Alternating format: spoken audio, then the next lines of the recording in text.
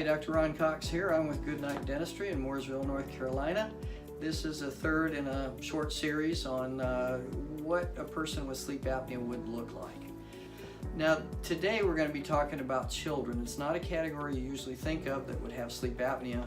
However, it does happen more often than you would think. And if you're a parent watching your child stop breathing at night, it's heart-wrenching. It really is. So what do you look for in children?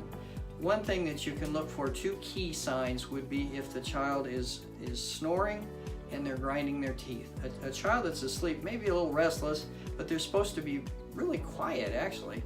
And if they snore, and I mean pretty much every night, and they grind their teeth both, that's about a 90% chance they're going to have sleep apnea and they need to be looked at. Now, what would the person look like? Generally, you'll see they may have a little more narrow face, they may have a retruded jaw.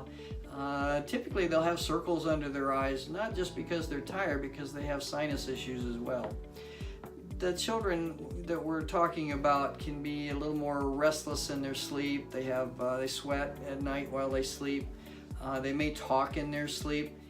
Hard to differentiate from a normal child, but those things are more clues. In the morning they may wake up and they got a headache like right here, and that comes from the lower oxygen level in their bloodstream while they've been sleeping.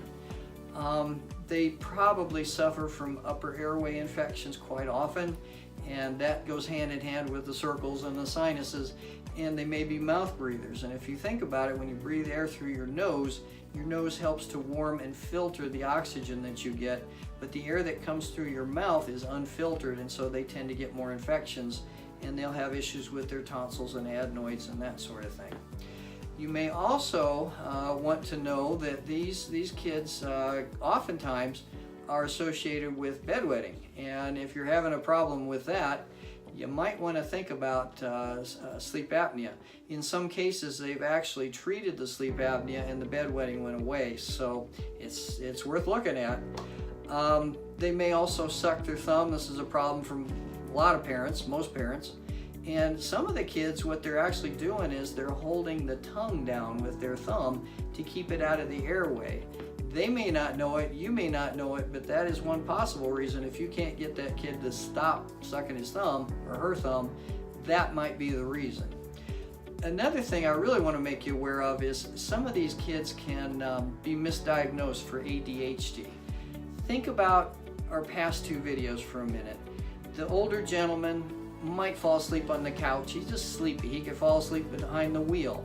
The second category, the younger female, she's not like that. She is anxious, but she feels fatigued all the time.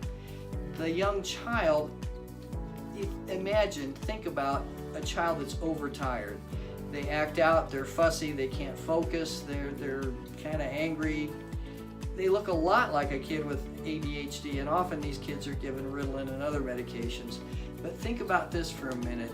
There is a possibility that they could just have sleep apnea because they're overtired and they look like ADHD. They may even be given the drug, but I would probably think about a sleep test on a kid before I'd put them on medication that they will be on for years and can cause other problems, if you will. Another thing that can happen with these kids, because they don't get into the deeper levels of sleep, a young child should have about 50% of the night spent in stage N3.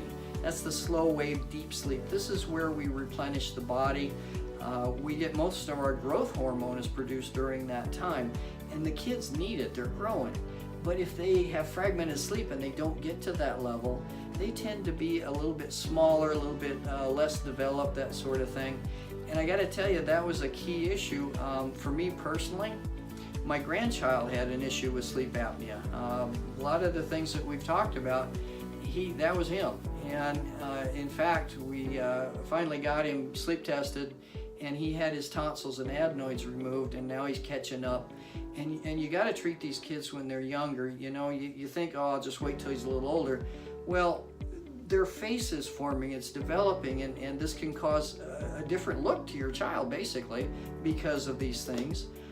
In addition, they get behind in school because they can't focus, they can't concentrate. do they catch up with that? It's tough. Additionally, they may be smaller, and then they have to catch up with that too. So younger is better. So how do you do that? Well, again, a lot of the kids that have the sinus issues, that sort of thing, insurance companies put them through hoops to qualify to get their tonsils or adenoids out, and the docs don't do it as much as they used to. But if you get with if you can find an ENT that has a good heart and knows about this, they may be able to help you, or a pediatric sleep physician that knows about this in kids, and they can have the children tested, and they can make it where it's a medical necessity to have the treatment. And the first line of treatment is to remove the soft tissue in the airway.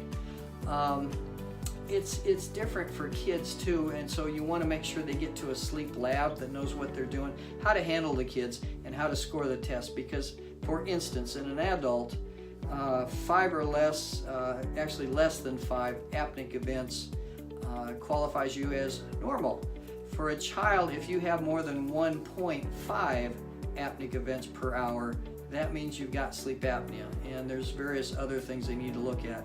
So how is it treated? As I mentioned, take the tonsils and adenoids out. Sometimes the tissue comes back, but not always. A second line that you might want to think about would be orthodontics. Typically they talk about expansion of the arches, trying to make room for the tongue so that the tongue can get out of the airway and they can breathe.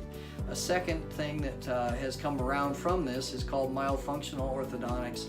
This is straightening of the teeth, but it also involves positioning of the tongue and that sort of thing. Another thing that can be done is mild functional therapy. This involves training the tongue to go where it hasn't before. For instance, you have the soft tissues out, you do the orthodontics, but if that tongue isn't used to rising up to the palate, to the roof of the mouth, and to support that orthodontics, oftentimes it'll collapse back in again. So it's important that the tongue knows where to go, that the lips know to stay closed, and the young child knows to breathe through their nose as well. The last thing is, your dentist can take a look at this too, is tongue tie. If that tongue can't get up and function the way it's supposed to, or can't get to the roof of the mouth, then you're not going to win. So that's another issue to be looked at. So we talked about soft tissue removal, orthodontics. The third regimen of treatment would be CPAP. Not done that often, but it can be done. Our office is Good Night Dentistry. We do oral appliances here. We actually don't treat the children here because they're still growing, so our oral appliances are not indicated for them. But maybe if your child, if you see the signs and symptoms that you're seeing here today, or we're talking about in your child, if you want, you could call our office, and maybe we can get you directed to an ENT that is going to be able to help you, or we can actually refer you to a couple of pediatric sleep physicians that we know in the area that maybe they can get the ball rolling and get your child some help, and the sooner the better, as I said. I hope this video helps, and thank you.